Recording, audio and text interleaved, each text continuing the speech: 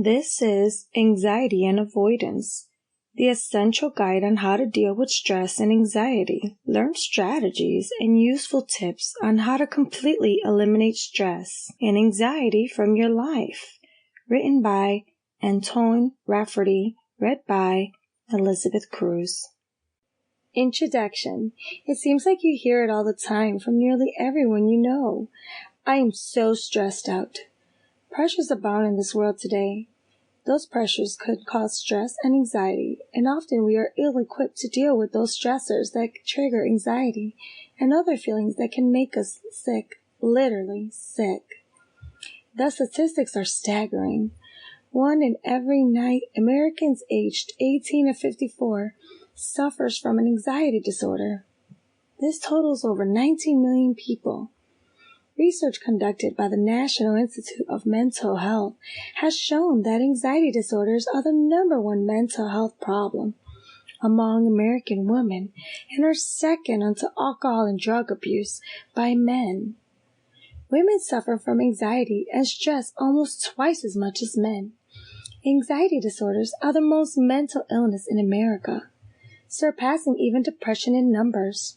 Anxiety is the most common mental health issue facing adults over 65 years of age. Anxiety disorders cost the U.S. $46.6 billion annually. Anxiety sufferers see an average of 5 doctors before being successfully diagnosed.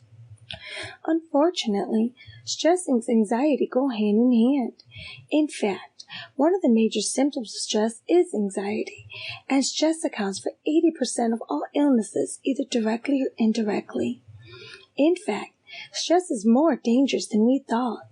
You've probably heard that it can raise your blood pressure, increasing the likelihood of a stroke in the distant future. But recently, a health insurance brochure claimed that 90% of visits to a primary care physician were stress-related disorders. Health Psychology magazine reports that chronic stress can interfere with the normal function of the body's immune system, and studies have proven that stressed individuals have an increased vulnerability to catching an illness and are more susceptible to allergic, autoimmune, or cardiovascular diseases.